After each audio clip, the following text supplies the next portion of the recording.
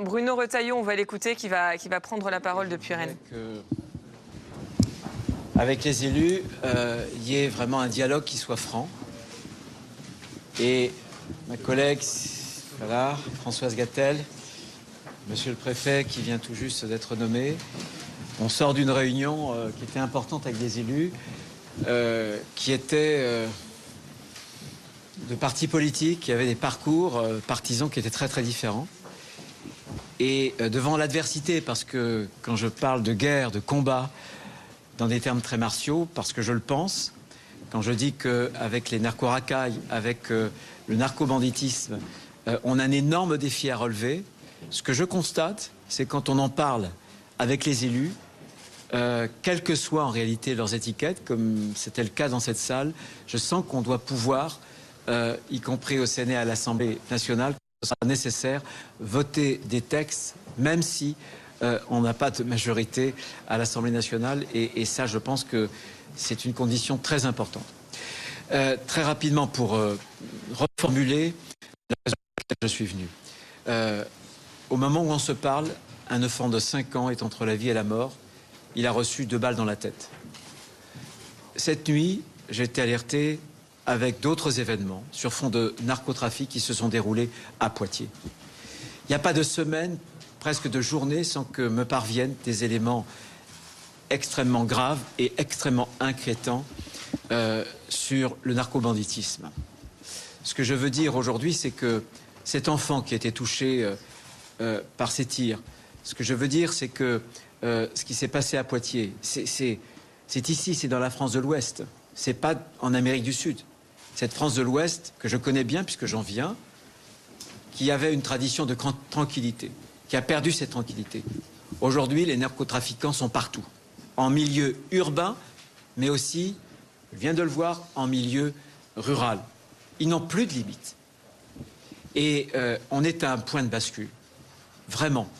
Vraiment, je vous le dis avec toutes les informations qui me parviennent quotidiennement. Ce point de bascule, il nous impose des choix. Soit il y a une mobilisation générale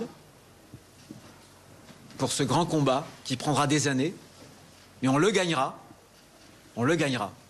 Soit il y a la mexicanisation du pays. C'est le choix qu'on a devant nous. Ce que je vois, moi, c'est une toile de la corruption qui s'étend dans diverses administrations. Ce que je vois, c'est que sur le territoire national, il y a des enclaves, des narco-enclaves qui sont en train de se créer, qui sont en train de se soustraire à la souveraineté nationale, à la loi de la République et à l'état de droit. Mais concrètement, vous parlez d'un projet de loi, ça va prendre du temps. Qu'est-ce que vous pouvez faire dans l'immédiat pour tous ces territoires? Je vous réponds. Je pense qu'il y a trois temps, il y a 3 réponses en fait. Il y a les réponses dans l'immédiateté, la réponse ensuite sur la consommation, une autre temporalité, et le vrai cadre qu'il va falloir changer, la vraie rupture qu'il va falloir assumer avec un arsenal législatif. Rapidement, ce que j'ai annoncé, la réaction immédiate, c'est une réponse sécuritaire policière, c'est une réponse judiciaire et c'est une réponse administrative. Ça, c'est le premier temps. La réponse sécuritaire, c'est d'abord la CRS 82, ensuite, dès ce soir, arrive la 40, ils vont se relayer et tant qu'on n'aura pas retrouvé la tranquillité, on restera avec des unités de force mobile avec les CRS. Ça, c'est la réponse sécuritaire. C'est aussi le renforcement des moyens que j'ai annoncé, notamment sur la BST, la brigade spécialisée de terrain. Ce sont des policiers en tenue qui connaissent bien les quartiers, qui dialoguent avec les habitants, mais qui sont capables d'interpeller. On va les renforcer pour que 7 jours sur 7, ils soient capables d'avoir 2 patrouilles, de 3 hommes en permanence. Ça, c'est la réponse sécuritaire. Il y a la réponse judiciaire qui dépend bien entendu de la justice. Je voudrais, à ce sujet, saluer l'action du procureur de la République, Frédéric Teillier.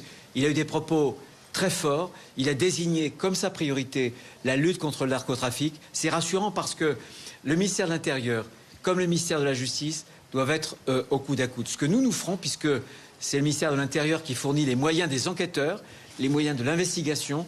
J'ai indiqué aux procureurs, j'ai indiqué aux enquêteurs que nous allons mettre à leur disposition une toute nouvelle unité qui a été créée il y a quelques mois, une unité nationale d'investigation qui a une expertise de très très haut niveau et qu'on pourra mobiliser pour appuyer les besoins de l'enquête au niveau local, parce qu'il faut non seulement rétablir l'ordre républicain, mais il faut essayer de démantibuler ces frontières. Et puis, la réponse administrative, elle est pour briser l'écosystème.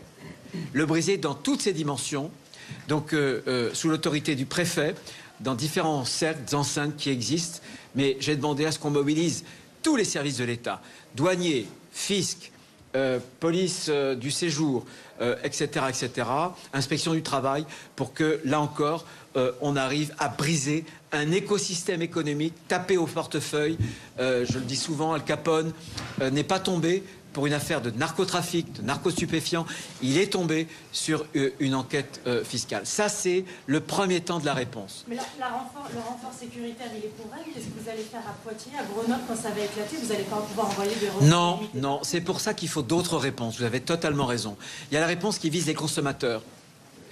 Ce que je veux dire, encore une fois, ce que j'ai déjà dit, c'est qu'il n'y aurait pas d'offre de produits stupéfiants s'il n'y avait pas une demande.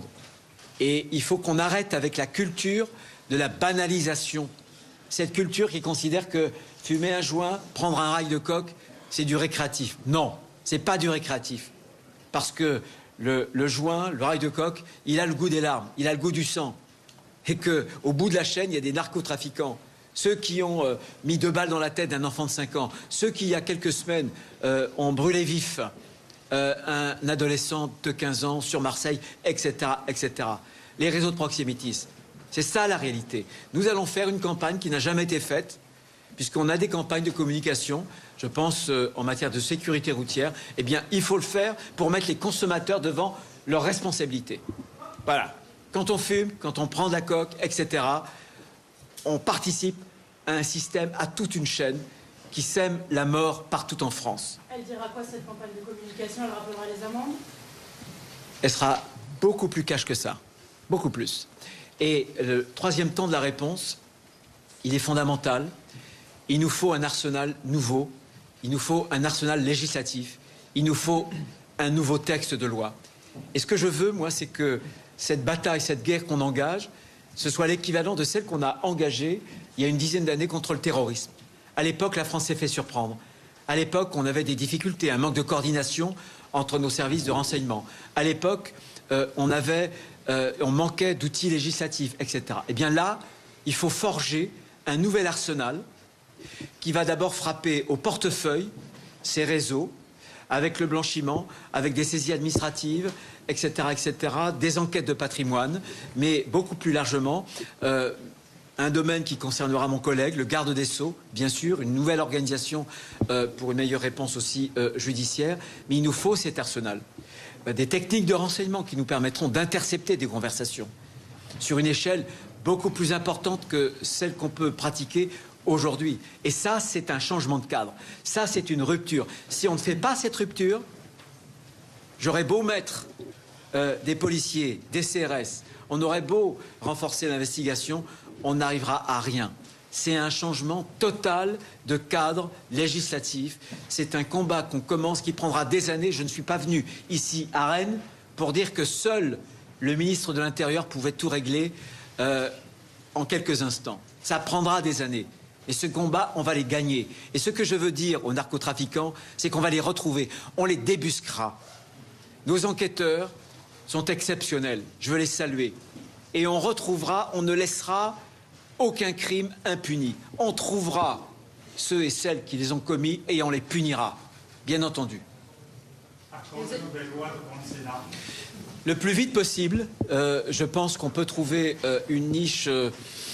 Fin d'année, c'est très court, on y est quasiment, mais au plus tard, en tout début d'année. Encore une fois, c'est une commission d'enquête qui était transversale, présidée par un sénateur socialiste. C'est le groupe LR qui en avait eu l'initiative avec un rapporteur qui était un rapporteur Étienne Blanc, LR. Et le texte de loi est aussi transversal. Ce que j'ai entendu tout à l'heure avec des députés et avec des sénateurs qui n'appartiennent pas à ma famille politique est encourageant. Je pense qu'on peut trouver, notamment à l'Assemblée nationale, un consensus. Il ne faut pas que ce soit de l'eau tiède, il ne faut pas que ce soit un consensus mou. Ça doit impacter toute la chaîne. Il faut tout réorganiser. Monsieur le ministre, qu'est-ce que vous répondez aux habitants qui dénoncent un effet d'annonce, qui disent à chaque fois que le ministre vient, on a beaucoup d'annonces qui sont faites et finalement, dès son départ, rien ne s'ensuit? Moi, ça me sert de parler aux habitants. Ça m'a servi de parler aux responsables associatifs. Ça me sert de parler aux enquêteurs. Je l'ai fait puisqu'il s'agit de procédures judiciaires dans la discrétion. Et ce que je suis venu dire ici à Rennes, c'est que ce que vivent les habitants, vous avez entendu comme moi les deux habitantes qui m'ont interpellé tout à l'heure, eh bien, j'y suis sensible, on va y répondre. Je ne suis pas là pour dire que dès demain, ça va s'arranger. Nous avons mis des moyens, CRS, policiers, en renfort. Mais je sais qu'il faudra du temps. Mais croyez-moi, ce combat, on le gagnera. Et j'ai parlé de ces 3 réponses qui vont s'échelonner dans le temps. Une réponse immédiate, une réponse qui va viser la culture de la consommation, de la banalisation de la drogue. Et puis surtout, un changement de braquet, comme disent les cyclistes. Et je sais que la Bretagne est aussi une terre de cyclistes. Un changement de braquet législatif. Attendez, si vous êtes 6 ou 7, je n'arriverai pas à répondre. Vous avez des éléments sur les profils Les profils, bien sûr qu'on les connaît, il y a des enquêtes qui sont menées. Ces filières-là profitent de jeunes, voilà, profitent parfois d'immigrés, ils profitent de toutes les opportunités qu'ils peuvent saisir, voilà, pour faire de l'argent. Et ces réseaux sont des réseaux, c'est la raison pour laquelle il faut parler pas seulement de stupéfiants, de narcotrafiquants, mais de crimes organisés. Parce que quand je parle avec les enquêteurs, ici et ailleurs, j'étais l'autre jour à la police judiciaire dans un département parisien, avec une saisie qui était une énorme saisie d'1 tonne. À chaque fois, c'est la même chose. On voit qu'il y a une interpénétration de tous ces réseaux. Réseaux de stupéfiants, réseaux de proxénétisme, réseaux de trafiquants d'êtres humains, parfois de travail clandestin. Donc, le narcotrafic, c'est une cause racine de l'hyperviolence, mais aussi qui s'attaque finalement à tous les pans de notre société et qui est en train de s'infiltrer dans tous nos territoires. Ils sont parfois très jeunes. Ils sont parfois très jeunes. Bien sûr qu'ils sont très jeunes. Ils commencent par être guetteurs. Et malheureusement, ils grimpent dans cette échelle. Et souvent, ces jeunes sont de la chair à canon. On les utilise pour faire des contrats, pour leur demander, pour leur confier des armes de guerre, pour aller jambiser, pour aller tuer. C'est quelque chose qui est absolument terrifiant. Et il y a un règne de la terreur. Les habitants, tout à l'heure, dans le quartier, m'ont dit qu'ils n'osaient même plus aller dans le commerce, dans les commerces qui sont là. Parce qu'ils ont peur de recevoir des balles perdues. On est en France, on est à Rennes. Vous avez évoqué la corruption dans les administrations. Qu'est-ce que vous voulez dire concrètement? La corruption dans les administrations, qu'est-ce que vous voulez dire concrètement? Je veux simplement dire qu'il y a un certain nombre d'infiltrations parce qu'on a des milliards qui sont en jeu. Ce sont des puissances financières qui parviennent à corrompre, y compris jusque dans l'administration de l'État. J'en dis pas plus. Il y a eu déjà un certain nombre d'affaires, mais je pense que, et l'audition d'ailleurs de la commission d'enquête l'avait montré, cette toile de la corruption est en train de s'étendre. Je n'en dirai pas plus. Merci. Les policiers manifestent des armes et aujourd'hui ils demandent des effectifs en nombre durablement. Partout on me demande des effectifs. Partout on me demande des effectifs. Moi, je ne vendrai jamais la lune. Je dois travailler avec un budget qui est contraint dans une période de crise budgétaire. Donc on va donner des renforts. J'ai parlé tout à l'heure d'un certain nombre d'effectifs qui seront renforcés, notamment sur la BST. Et c'est important. J'ai parlé aussi, on en a beaucoup parlé, du renforcement de la filière de l'investigation. Parce que cette filière, pour la police nationale, est aujourd'hui en situation difficile. Et je veux impérativement la revigorer et la relancer de façon déterminante. Mais encore une fois, en France, souvent, on ne raisonne qu'avec des moyens, qu'avec des effectifs. Bien sûr qu'il en faut. Mais le plus important, c'est de changer de braquet.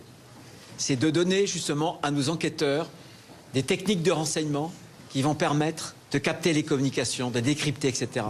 C'est de leur permettre de donner des outils qui leur permettront dans leurs enquêtes de s'attaquer au portefeuille, au blanchiment, etc. C'est ce qu'il faut aussi, c'est une réponse cohérente, globale, qui devra s'inscrire dans une constance de l'action politique. Ce n'est pas un coup, un petit tour et on s'en va. Ça va s'inscrire, et je le dis, dans la durée.